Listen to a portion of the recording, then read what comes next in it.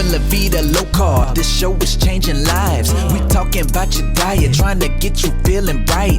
Cut up them avocados, fry some eggs. Time to explore the longest running health podcast, hosted by Jimmy Moore. Time to give up the crappy garbage. We're getting into ketosis. Every day is a new step to your goal. Yeah, you're getting closer, motivated and focused. Don't stop, just go. Time to get inspiration from the Living La Vida Low Carb Show. Hey, the livinglowcarbshow.com. But here is Dr. Anna Cabeca. What's up, Anna? Hey, Jimmy, how are you? Good to be here with y'all. How many years has it been since you and I have talked? I know I've had you on Living La Vida Low Carb Show a couple times in the past. I've seen you at conferences, but man, I have seen you grow over these past few years. You're big time now. I'm a big girl, Jimmy. I said I'm a big girl now, Jimmy. Yes. When I first interviewed you, you weren't near as well known as you are now. You're getting up. You're moving on up, my dear. Yeah. No, it's been good, right? Everyone needs to hear the messages that we are sharing. So yeah. So she is keto, by the way, you guys. She has a wonderful kind of Keto-Green program. If you're not familiar, it's kind of similar to Keto-Tarian, Dr. Willpower, but a little bit different. Anna has her own twist. And of course, Anna is an OB-GYN, so she tailors a lot of her information to you ladies going through all the women's stuff. God bless you, ladies, so having to go through that. And by the way, I love when you changed your moniker to the girlfriend doctor. That was the time I saw that. Oh, who's the girl? Oh, that's Anna. it's been so fun. It's been so fun to be the girlfriend doctor and just to really just bring the conversation into the homes and minds of all women, right? And just open up.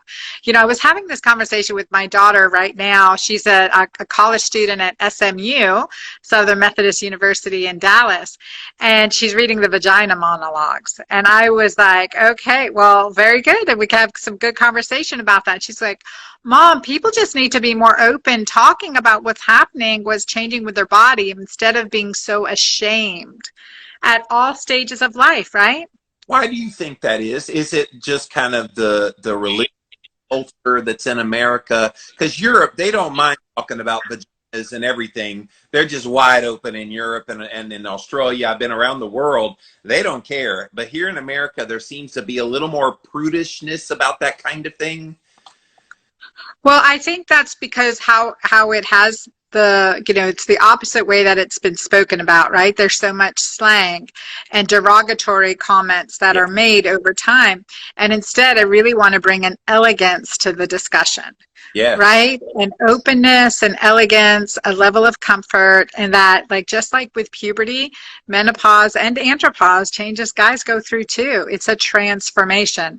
It's a natural transformation. It's a mandatory one. And however, suffering is optional. So we want to stay healthy. And that's been, part of my journey is just, having to discover so much on my own as a highly educated, right?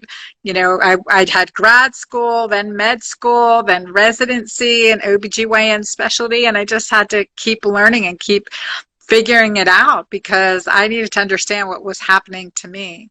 And it's so true. And I think that's where people get uncomfortable. It's like they think, well, this isn't normal, or, I'm broken, or I'm, especially if I've had any genital issues, from STDs to discharge to bladder infections to irregular bleeding. We feel like our femininity is off, is less than.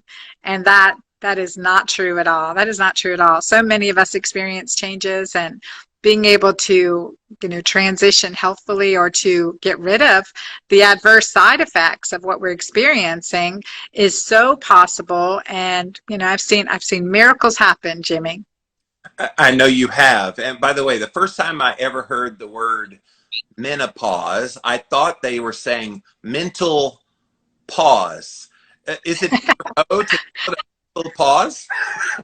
I know. Well, we can say mental pause, menopause, right? Men on pause. That's another good one. I've heard that one. Yes. And actually, my next book coming out is called Menu Pause. Oh, I thought you said next book that you had on tap was Men on Pause. I was about to go, Right. We don't want to pause you. We need you. Right. Mm. So it's been good. And the whole keto journey for me, and especially for women going through, menopause or change of life or over age 35, when our hormones are fluctuating, when our progesterone is fluctuating, we have to do keto differently as women. We have to fluctuate. We have to keep that metabolic flexibility, and we have to add the microgreens to support our gut microbiome. I always want to make it really clear for people listening is that men have 10 times as much testosterone, an anabolic steroid that keeps their muscle, bone, etc. intact. Women, we have 10 times less testosterone. So we've got to do keto differently. So that's important.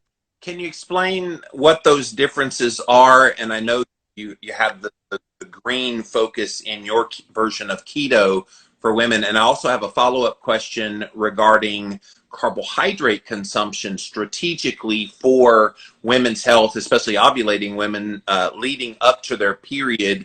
I have talked to several experts now that all say that they kind of ramp up because of the progesterone production that happens that week before you start your period. You need more carbohydrate. So first address what the green aspect of your keto is, and then that question.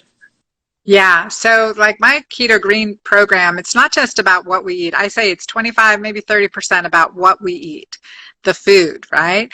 The other things are when we're eating, right? What we're eating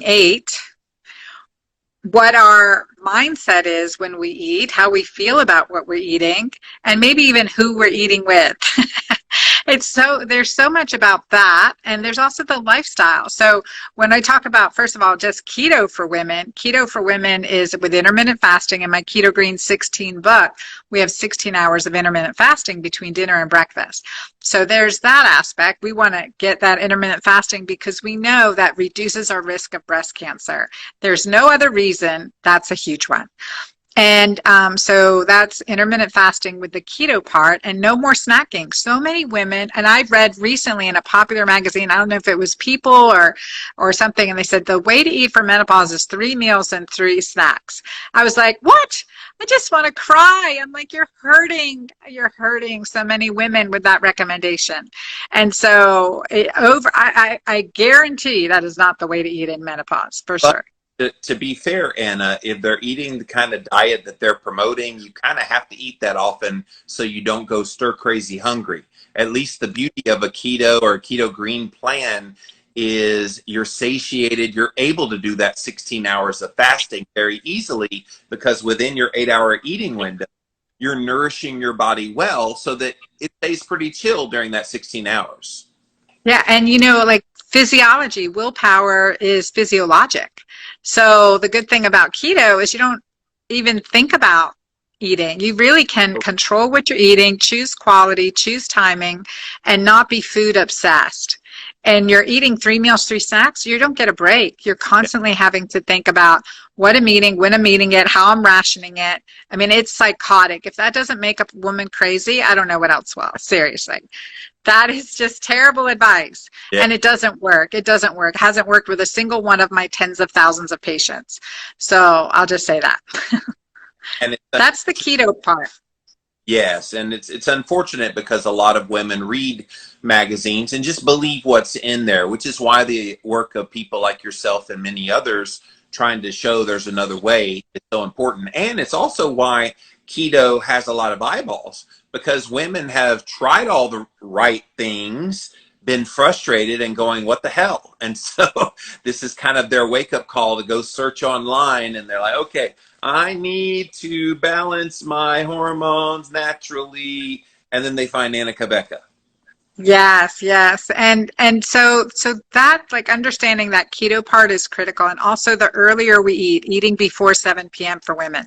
So that's all wrapped into the keto with high quality fats, high quality protein, and good amount of greens. Now the green part is the alkalinizing part, because a straight ketogenic diet, especially with 10 times less testosterone than men, you're going to get into a catabolic state really quickly, a breakdown state, a very acidic state. And you can measure that by measuring urine pH, which I think is a vital sign. You've heard me lecture on this, Jimmy. I think urine pH testing is a vital sign, as important for people to know as their weight, their blood pressure, their heart rate, I mean, everything. And that's because it shows you your interaction, not just with the food you're eating, but the environment you're in with food sensitivities and toxic thoughts. Stress, perceived or real. Cortisol increases acidity, increases an acidic urine pH. So just figuring that out is huge. So that's a big part of the Keto-Green. The alkaline foods like the kale and the Swiss chard, and something I threw away, and probably some of our viewers have thrown away for years, but one of the most alkalinizing greens. What's your favorite? What's your favorite alkalinizing greens? Well, I like spinach. Is that alkalizing? That is alkalizing. But you know one that we've thrown away for years? It's the beet greens. Beet greens. Yeah, the beet greens. So just put the beets. Now it's the opposite. Like save the beets for your borscht, but eat the beet greens. They're so alkalinizing, and if you stir them up with some good butter or oil, and then add lemon juice, and that really takes away the bitterness of greens. And so that's a really nice way to eat it. But it's so alkalinizing. Your urine pH will most likely shift after a good healthy dose of beet greens. But the herbs and spices like maca is one of the most adaptogenic, alkalinizing roots in the cruciferous family, so breast protective, that there is. And so that helps with the hormonal balance, hot flashes, and adding that in, as well as herbs and spices to make everything more delicious, but also more alkalinizing, is really a good thing to do. So to paraphrase Tina Turner, it's simply the breast? It's simply the breast. Sorry, I couldn't resist. That was a fun set it up for me. Oh my God. I can always count on you.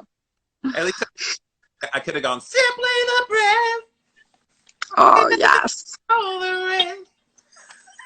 And I was going to ask you to sing, so thank you for doing that for me. Yes. I want to come back, by the way, to the mind-body connection. You were talking about stress kind of impacting that alkalize versus acidity. But answer that question I asked regarding the carbohydrate ramping up the week before you start your cycle. Is there evidence of that? Well, I think there's anecdotal evidence to that and some good reasoning. And one thing I always tell women is really be intuitive. I'm going to say hey to Mones93. She said she's on Keto-Green 16, and my juice and dark green leafy is awesome. So thanks for sharing that. And Gabby, hello. So, with the carbohydrate cycling, I think there's some good anecdotal evidence to that, and I want women to be in tune with their body. I mean, every month your body's shifting. So what makes it feel better, especially if we need additional progesterone support during that time? So that was typically when I was a menstruating, not postmenopausal woman, because now officially as of this month or so, I'm officially postmenopausal. So, that just really being in tune that week before your menstrual cycle, when your progesterone levels should be high, for so many women, because of toxic hormone disruptors or stress, progesterone levels plummet. So we have cravings for food in general, but cravings for carbohydrates. But really we need the healthier fats, and we need the adaptogens and the alkalinizers to help support our adrenal glands to make more of that progesterone naturally. So I always tell clients, do what feels good and be very conscientious. And this is where, maybe it's some dark chocolate and sweet potatoes, that during that week or so before we can integrate that in. It's so good. So good. Sounds fun. I'm sure you had a lot of ladies just go, she said chocolate and sweet potatoes. Oh yeah. And then just think of, like, I have in my Keto-Green 16 bonus material, the avocado, it's a chocolate mousse pudding, but made with avocado and coconut cream, dairy free. And, and it has enough sweetness in it, but being able to, listen to your body, because what your body's craving is, that progesterone balance to get out of that estrogen dominance. So we want to detoxify. And as we do that more and more, you're going to have less and less carb cravings during that time. Have you experienced the dreaded keto flu? Did you know that most of these symptoms are actually due to your body dumping excess electrolytes? This is where Element comes in. Element is a tasty electrolyte drink mix with everything you need and nothing you don't. That means lots of salt with no sugar. Element is formulated to help anyone with their electrolyte needs and is perfectly suited to folks following a keto, low-carb, or paleo diet. Element contains a science-backed electrolyte ratio, 1,000 milligrams of sodium, 200 milligrams potassium, and 60 milligrams of magnesium, with none of the junk, no sugar, no coloring, no artificial ingredients, no gluten, no fillers, no BS. Everyone needs electrolytes, especially those on low-carb diets, or if you practice intermittent or extended fasting, if you're physically active or sweat a lot. Add Element today and see how much better you feel and perform. Use the URL drinklmnt.com/Jimmy. So I want to get into the mind-body connection, but I actually announced you were going to be on this show with me here today, and I had two wonderful questions I could not help but to ask you because you're the perfect person. So are you game for those before we hop back into our conversation? Absolutely. So Yes. the first one is from Kim. Kim said, after a full hysterectomy and taking bioidentical hormone, no hormone cycles, do you have a different kind of approach for keto or carnivore for people in this scenario? Definitely, it's still Keto-Green. And what's interesting, if a woman's had a full hysterectomy, so when I hear full hysterectomy, she's had her uterus and ovaries removed. Yeah. And so, so it is so important that we use bioidentical hormones. There's a lot we can do naturally through food support and diet, and I write about this in my first book, The Hormone Fix. But there's a lot we can do naturally, and it's so important to still address the underlying reasons why you needed the hysterectomy to begin with. Yeah. And that's really critical. And often it's progesterone insufficiency. So with or without a uterus, we use progesterone cream. I created my balance cream with progesterone and pregnenolone and some tripeptide for making the skin even prettier and more youthful. But it's, that progesterone can really make a difference. And so that with a Keto-Green, check your pH, check that you get into ketosis, and feast every once in a while. Listen to your body. Like a lot of, anecdotally in my online community, I hear about, feasting, the full moon feasting, like feeling like they have craving and celebrating and really kind of attuning their postmenopausal bodies with the full moon. And I think that's just fascinating. Oh. I know, right? I know. So you've mentioned a few times different products. She does have a whole product line, you guys, along with her books. And I have interviewed you with both of those books that you've written before. Give us your website so people that are interested can go find those products. Oh, yeah, thanks. At dranna.com. So DRANNA.com. Real easy. You made that so simple because I was like, if she throws Cabeca in there, people are going to be like, what? But I know how to spell Cabeca, but you say that Anna.com was available. Good job. Good job. Yeah, that was good. That was good. But that's the thing with women who've had hysterectomies or leading up to hysterectomy, really need to understand the options. And, as I learned more of this, the Keto-Green approach and functional medicine and bioidentical hormones, to be honest, I went from doing 2 to 3 surgeries per week to needing to do 2 to 3 major surgeries per year. So our body has tremendous healing capability, and that's so important. And again, when women have their uterus removed, they're often not given the option of bioidentical progesterone. So it's important for women to be able to take that in their own hands. And the problem is women are very trusting of the doctor that is taking care of them, as they should be, by the way, but almost too trusting, not questioning things that don't seem quite right, which is why someone who has a little more than just the medical knowledge, like yourself, you bring massive medical knowledge, but then you also add in all these other things that apply that make it so you actually heal and not just kind of help manage it. And I feel like a lot of women get mismanaged at that point in their life. It's true. And it's also because I always tell clients, one of the reasons I write the books and do what I do, it's because I wish no other physician the journey I've been on to learn what I know. Right, Jimmy? I mean, I was at that point, desperate, depressed, over 240 pounds, a mess mentally too, and just struggling. And, I would say stressed, depressed, and my hormones were a mess. And my doctor's bag was empty. And, and that was heartbreaking. That was a heartbreaking place to be. So it took me a journey around the world to learn what I know, and different styles of medicine and different styles and approaches to healing.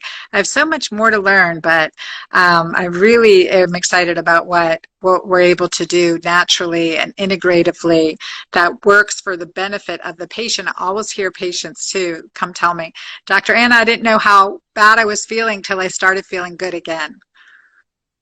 Yeah. Take us in the mind of your colleagues in the medical field.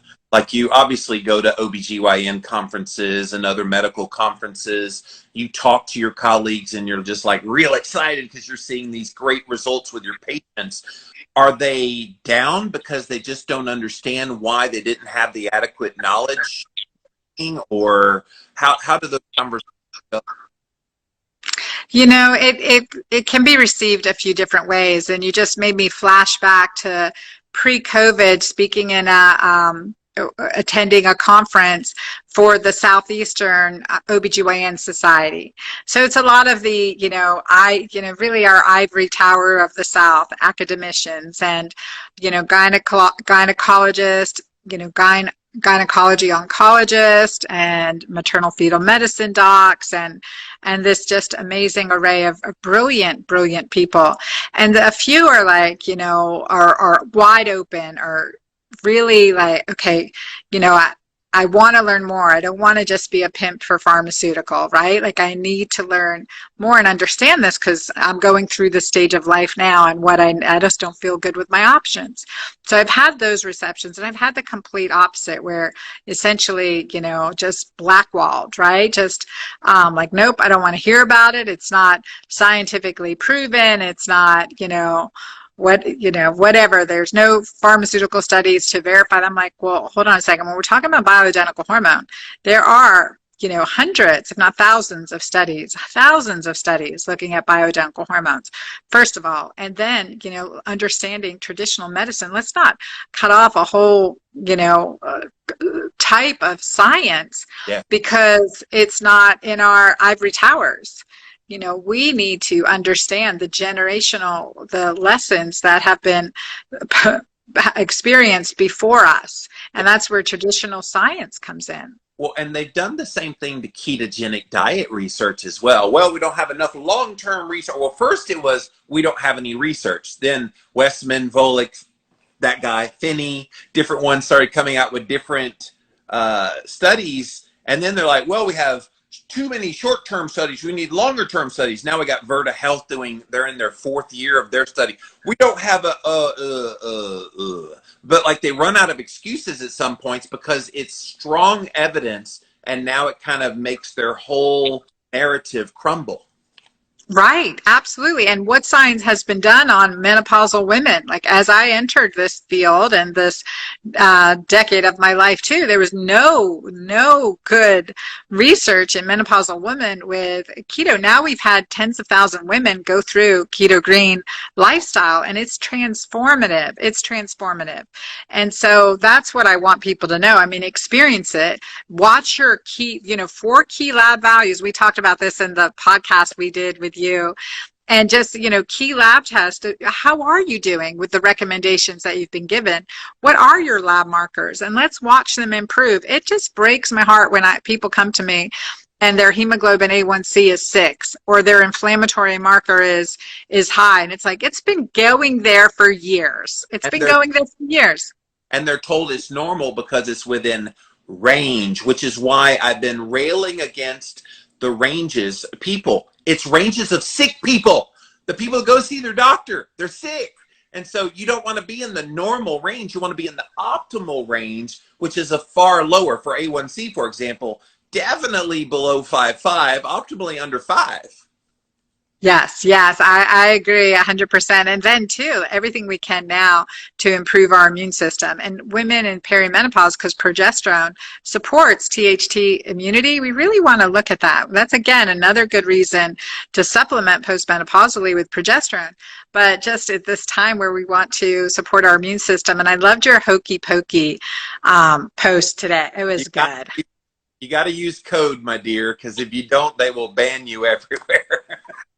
I loved it. I loved it. And I, again, like we're science, science. I look at the numbers. The numbers don't lie. No, and they're actually probably worse. Those are just the reported numbers. It's probably a multiplicity times 10 to 100. Those numbers I shared today, and it's unfortunate because people deserve to know what those numbers are. Yeah. Yeah. So speaking of progesterone, I had one other question. I had two questions. So the second one actually is related to progesterone. Brittany wanted to know, would progesterone levels increasing during certain times of the month, ostensibly around your period, cause pain in various parts of your body other than down there? Is there any relationship between the progesterone leading to pain? Yeah. Not directly. Yeah. And so like normally in our cycle, when we start our first day of bleeding is cycle day 1. The first day we start our period, we call that day 1. So that's our first day of our menstrual cycle.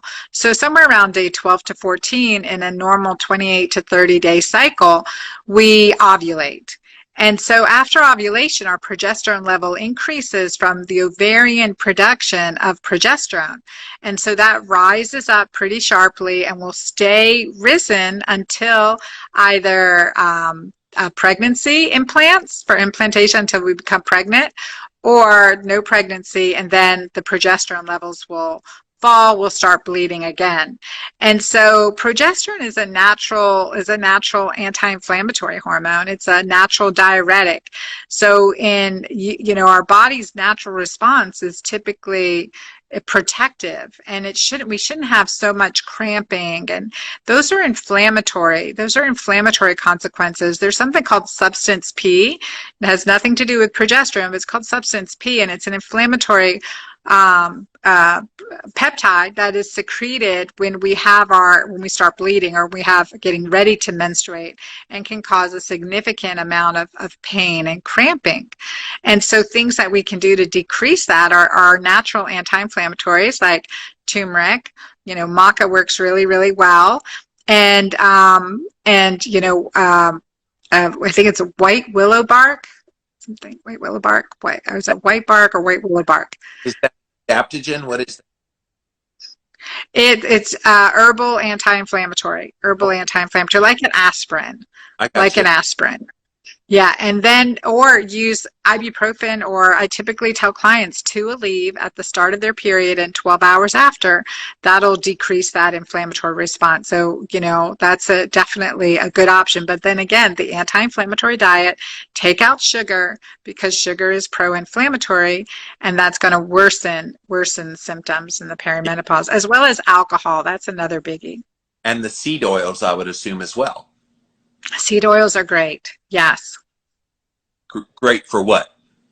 Like thinking of a black currant seed oil, like okay. That's one. I just want to make sure people hear the distinction, because when you said they're great, I was like, all right, not canola oil, corn oil. Oh no. Okay, that's why I knew you had a distinction when you say seed oils. Vegetable oil, what is the common vernacular, but go ahead and explain. Yeah, no, I immediately was thinking like gamma-linoleic acid or black currant oil or evening primrose oil. I was thinking those can be very anti-inflammatory and helpful for menstrual cycles. No. I was like, she said yes, guys. I got to clarify because I knew you didn't mean canola oil, corn oil, cottonseed oil. Because those would also increase inflammation. Absolutely. No, they don't even exist in my sphere. Right. Well, sadly, they exist out there, even in some foods. almost all the nuts, unless they're raw, are roasted in one of those really bad oils. And so just buyer beware, you guys. Read carefully before you buy. Real Good Foods is one of the fastest growing frozen food companies in the U.S. Everything they make is nutrient dense, high in protein, low in carbs, and made from real food ingredients. Instead of using processed flours, everything they make is 100% grain-free and gluten-free, which is how they keep their carbs so low. They can be found at Costco, Walmart, Target, Kroger, and in almost every grocery store nationwide. Or you can order online. Check us out today at realgoodfoods.com and at Real Good Foods on social media. Well, let's dive into what you mentioned earlier when we were talking about stress and how it changes the alkalinity and makes it more acid in your body. Talk about this mind-body connection, because I think this is something, Anna, we don't hear enough about. I've had people on my shows over the years for years talking till they're blue in the face about diet and exercise and sleep and all of these things, but hardly ever do we hear when you have negative thoughts, when you have things that just consume you stress-wise, that has a physical impact on your body. It probably shows up in blood work like blood sugar and insulin and inflammation, but then it manifests disease. Can you kind of get into that a little bit? Yes, absolutely. And it's something that I'm so passionate about and passionate talking about because I've suffered from PTSD, post-traumatic stress disorder, and I'm passionate about converting PTSD to post-traumatic growth. And it's a daily practice. And let me tell you this, I'm just going to reiterate it for those who are new. I talked about checking urine pH as a vital sign because even if we're eating perfectly healthy, right? Eating all amazing greens and this, that, and the other, if we have toxic thoughts, if we're under real perceived or post-traumatic stress, we are going to increase our cortisol. And with that, it increases the acidity within our system. Cortisol is the most acidifying hormone. It increases hydrogen ion secretion across the renal tubules, we're able to see that in the urine. So everyone should check and just see, have fun and go outside and go for a hike. And that decreases cortisol and increases the most alkalinizing hormone, which is oxytocin. Now, this is really important. So like you can see when you have a good time, you feel better, you're like, but you can see this in your urine too. You can see more alkaline urine pH. My clients have done this, they always are so excited when they prove this to themselves. So, but one of the things that people don't realize when you're under real perceived chronic daily stress or post-traumatic, you have a constant level of cortisol. Yeah. And eventually your brain's like, okay, I'm going to shut you down because cortisol, you're frying me out. But when cortisol goes up, oxytocin goes down because you've got to react, right? There's no time to attach, right? You've got to just react. And so when cortisol's up, oxytocin's down. And when cortisol's up for a long time, cortisol's suppressed and oxytocin's suppressed too. And what that feels like, that's that burnout. That's that I know I love my work, but I don't want to go in anymore. I know I love my wife, my husband, but I don't feel love for them anymore, and like, you feel isolated, depressed, and you withdraw. And honestly, right now, a friend of mine called me the other day. Her daughter had a suicide attempt and just heartbroken. She goes, but all the clinics, all the psych wards, all the psychiatric facilities are full to the brim with waiting list, full to the brim. And no other time has it ever been like this.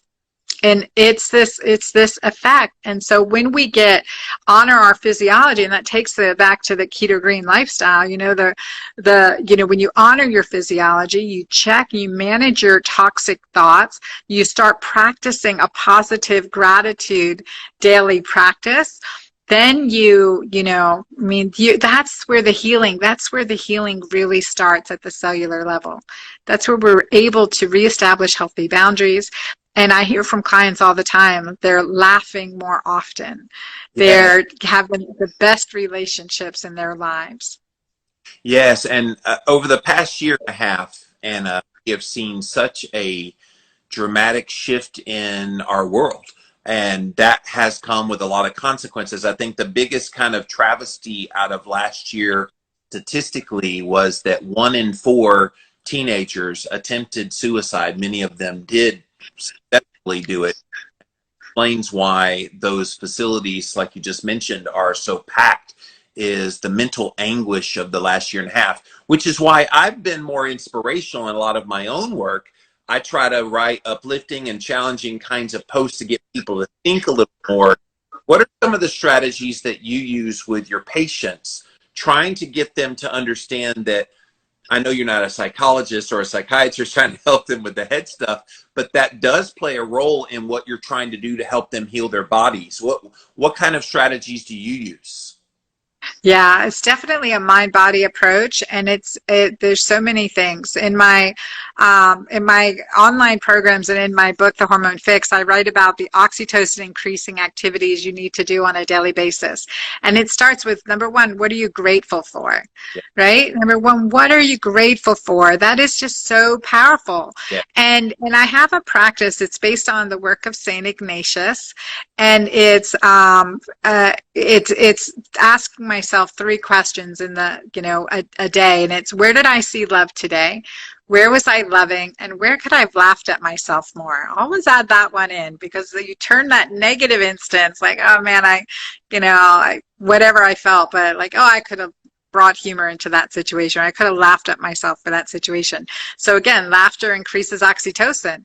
It's really powerful. It's really powerful. So a positive gratitude practice on a daily basis. And the second thing is really there's so much in, thinking positive thoughts throughout the day. So in my practice, I give clients, in my programs, I give clients, they have to find a cheer word, a word that brings a smile to their face. And the reason I do this, number one, because if you sit outside a cafe or, anywhere, and you're watching people walk by or sitting and eating, and you watch their facial expressions, you're like, man, they're just not happy, and they're going to wrinkle that way. So my thought is, I'm going to wrinkle, but I want smile lines and laugh lines, right? That's what I want. So if you think, like, if you're able to shift your thought to a positive word, and the reason I know this is because as I traveled around the world, part of my healing journey, in Australia, everyone just seems to have a resting, smiling face. They have a great smile. And of course, they have that wonderful accent, good eye, mate. And I'm like, how can you not smile when you hear good eye, mate? Exactly. And look, when you say mate, it's yes. a smile. Yeah. And then you can just say no worries. It's a smile. Or my fun in America, the fun phrase that they say is, she'll be right, mate. She'll be right. And they're saying she'll be right, meaning it's cool. It's all chill. It's all right, man. But they say she'll be right. And it ends with a smile. It ends with a smile. And in America, we say hello. Or, how are you? So I don't know about that one. I haven't done that myself yet, Jimmy, but I'll try that. But yeah, I prefer, so a cheer word, a word that makes you smile. Even the word smile, even something like jiggle, or, like something that will bring a smile to your face. Yeah, a thought, a word, the no worries, using a word that makes you smile throughout the day. And it triggers your nervous system. We know it's not soft science, it's hard science. There's a lot of good science for that. Plus, we'll have a happy lines, smile lines, and that's a lot more enjoyable to look at. Yes, and there is definitely a psychosomatic connection that I think we need to tap into, and you've definitely given some good thoughts here. My friend Joshua wanted to know of that statistic I quoted about the 1 in 4 kids attempting suicide. It was attempting last year, meaning they tried. Not all of them were successful, but many of them were. Yeah, it's gruesome to think that many were that distraught. And that's just the ones that we know about. There could have been a lot more that were just so under stress. And And so the bulk of your clientele, does it range all ages from teenage girls all the way to older women? So in my online programs, I focus on those over 35 years old. Those over 35 years old. Okay. So, but predominantly menopause and menopausal age range. And that's where all hell starts to break loose in a woman's body. So, but It doesn't have to be that way. have to be that way. That's where I was going with my next question. But it seems to me that if the inevitability by that point in their life is it's going to be rough and be hell, are there ways that women that maybe are teenagers, 20s and early 30s can start now to prepare to make it where it's not as bad? Yeah, absolutely. And as a gynecologist in my medical office, when I've retired my clinic now, but when I have a client come, I had a member of this beautiful young lady coming to me from Puerto Rico, and she was 16 years old. Since her period started at 13, she would miss a week of school. Every month she missed a week of school. She'd already had 2 laparoscopic surgeries and was scheduled to have a third with an ovarian cyst removed. And so her mom flew her to Georgia and brought her to my clinic. And honestly, it was just heartbreaking. I do my own ultrasounds. I was able to see what was going on. And I said, well, how committed are you to avoiding surgery and avoiding this pain and just doing it? And she was 100% committed. So very much a keto-green diet and lifestyle, because especially depending on our heritage, we are designed to be, like in her case, I said a Pocahontas, or Amazonian. You were designed to be out in nature, strong, hunting and gathering, just like this leader, this amazing leader of your tribe, and just out in, active, out in, nature. And so I said, okay, well, this is your screen time. This is your keto-green type of diet. No dairy, absolutely no dairy. We stopped the dairy and sugar and sodas and sweet teas. And she was 100% committed to that. And let me tell you, by the time her second period came, her mom called me. She said, she's in school. She hasn't missed a day. She didn't even know her period was coming. And they were able to cancel her surgery. The ovarian cyst had completely resolved. And she graduated top of her class. That was 5 years ago. So this last year, she graduated top of her class.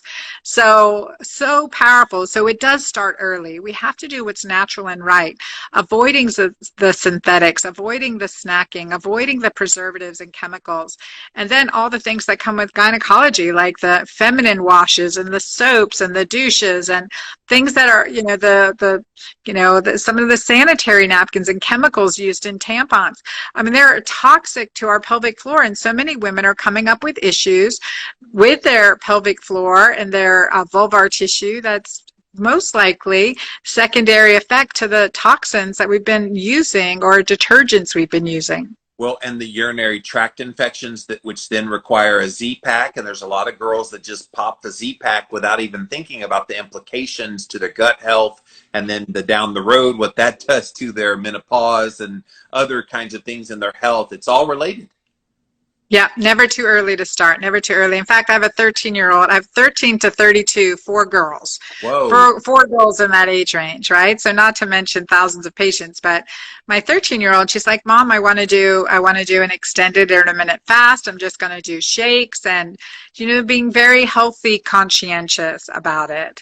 Now, does she still get a Whataburger? We have Whataburger here. I don't know if you have them there, but, does she still every once in a while get a Whataburger on the way back from the ranch? Maybe, but she's being more conscientious about it. So I think it's never too young to start. It's really important. And bravo for the parents that hold the line for their kids, that help them choose the right foods, choose the right ingredients, choose natural over preserved. I mean, bravo to the parents who are doing that, because it does make a difference in their reproductive life, in their menstrual life, in their autoimmune, in their health. Bravo.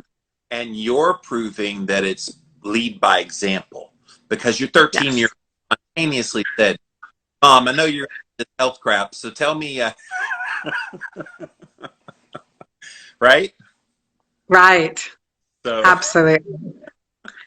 Yeah, absolutely. Aspect of what you talk about in your work that I really love, related somewhat to like people that have been through trauma in their past or some other kind of adverse life events, which can happen at any point. A lot of them happen in childhood, and then you bring into adulthood. Some happen in adulthood as well. And it's this idea of resilience. I feel like some people give lip service to resilience, but we don't really know all the wonderful manifestations of it. Can you talk about what you mean when you're talking about resilience within your work?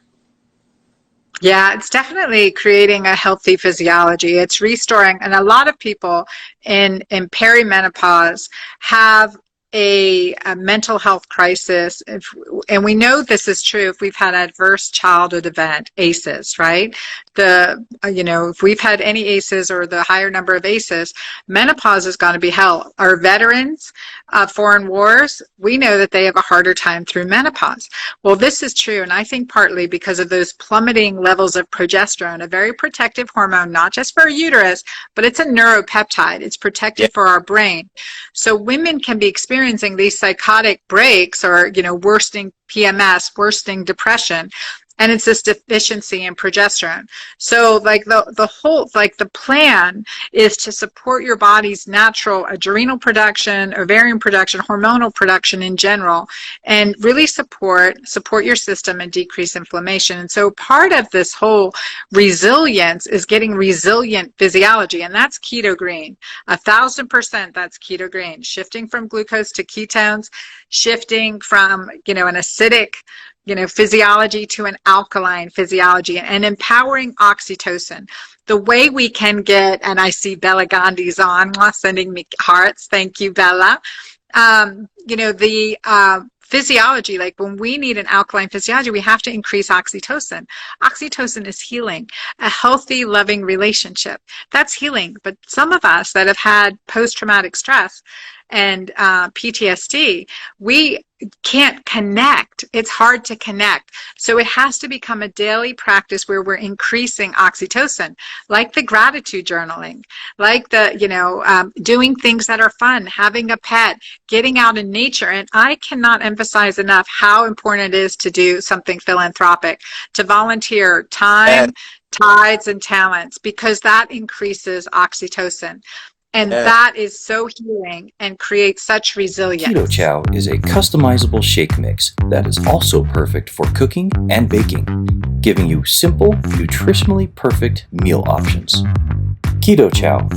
Make keto easy. Discover your favorite flavor at jimmylovesketochow.com.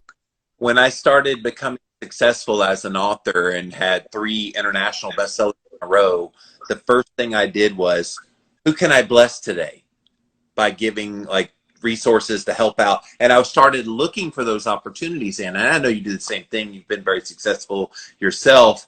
And it's just, yes, there's no replacing what that feels like when you can help other people in their time of need.